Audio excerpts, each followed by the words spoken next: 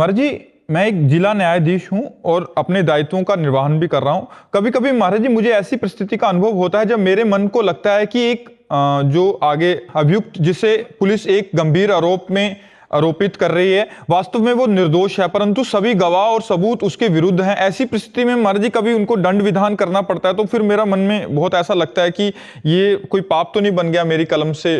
तो महाराज उसे जब आपकी आत्मा कहे कि ये निर्दोष है, उसे इतना अधिकार तो आपका है कि लंबा टाइम बढ़ा सकते हैं।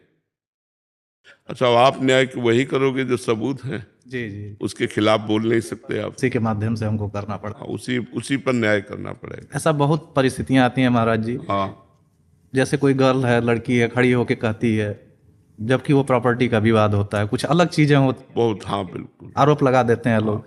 हमको तो वो कह रही है, कानून ऐसा बना हुआ है कि हमको फिर उसी तरह से करना पड़ता है जो हमारे एविडेंस है। तो उस समय फिर भगवान का स्मरण करते हुए भगवान से प्रार्थना कीजिए कि हम तो अपने कर्तव्य का पालन कर रहे हैं, अब आप सर्वमालिक सबसे बड़े न्यायाधीश आप हैं, तो भगवान आप जैसा मंगल हो वैसा हमारे अंदर से प्रेरणा करके बुलवाइए, लिखवाइए। अब सबूत खिलाफ है तो हम क्या कर सकते हैं। आप उस समय कलम मेरी चल गई, मेरी वजह से एक आदमी 10 साल की मतलब सजे में चला गया मेरी कलम से। तो फिर हमें लगता है कि मतलब अंदर से ऐसा लगता है कि ये निर्दोष है, लेकिन फिर भी हम सभी लोग एविडेंस हैं, सभी गवाह हैं, सभी चाकू है हाँ, उस समय आप भगवान से ही प्रार्थना कीजिए कि आपने ही हमें ये सेवा दी है और ये सेवा इसके आधारित है, सबूतों के आधारित है। यद्यपि आप प्रेरणा कर रहे हैं फिर भी मैं असमर्थ हूँ, तो आप देख लीजिएगा। कृष्णार्पणमस्तु। हमारी बात समझ रहे हैं? उस कर्म को कृष्णार्पणमस्तु, भगवान से प्रार्थना करते हुए कृष्णार्पणमस्तु। तो हो सकता है वो आज निर्दोष हो सकता है, मानते, लेकिन कल का वो दोषी था अगर सजा मिली है। कल उसने ऐसा पाप किया था जिसका ओपन नहीं हुआ और जिसका दंड नहीं मिला, तो उस पाप ने उसे निर्दोष अवस्था में फंसा के, इस केस में निर्दोष है, फंसा के, और अगर उसे 10 साल की सजा होती तो पक्का पक्का वो अपराधी पूर्व का है, जिस अपराध को किसी ने नहीं जाना और उसको दंड भी नहीं मिला, तो उसी अपराध ने जहां वो निरपराध था वहां फंसा दिया। हो सकता है आप पक्का मानना कि वो वर्तमान के केस में निर्दोष हो, लेकिन पूर्व में उसके द्वारा कोई ऐसा पाप हुआ जिसका दंड विधान नहीं हुआ, तो भगवान उसको दंड विधान देने के लिए ऐसा कार्य कराते हैं। नहीं तो निर्दोष को कोई दंड दे नहीं सकता, क्योंकि बड़े न्यायाधीश भगवान हैं, पक्का समझो।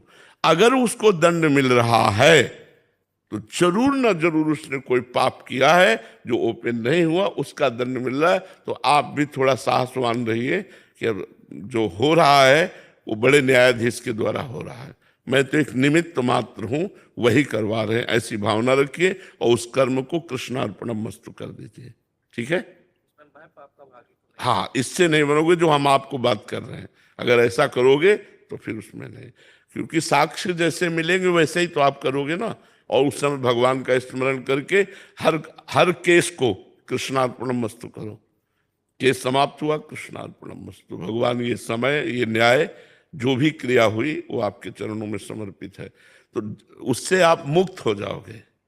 वो करता तो भगवान है, आप एक निमित्त मात्र हो, जो लिखवाएंगे माइंड में बैठ करके वही होगा। तो उनको मानो, उनके आश्रित रहो, तो फिर इसका कोई दंड विधान नहीं होगा। देखो, ये सत्य की बात में कह रहे हैं। अब हम दूसरी बात कह रहे हैं कि जैसे आपको किसी ने अर्थ राशि दी, एक बात कह दूं, और आपको पता है निर्दोष है, अर्थ राशि देने वाला दोषी है, फिर आप अगर ऐसा करते हैं तो फिर आप अपराधी हैं।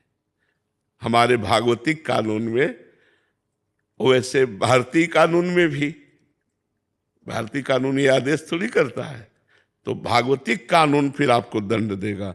तो हम ऐसा ना करें कि हमें कोई भय या प्रलोभन के द्वारा जबरदस्ती हमसे न्याय करवावे, तो ऐसा ना करे। और ऐसे में अगर निर्दोष फंस जाता है तो उसका पूर्व का कोई पाप कर्म भगवान जाने, कृष्णार्पणमस्तु ऐसे हो गए।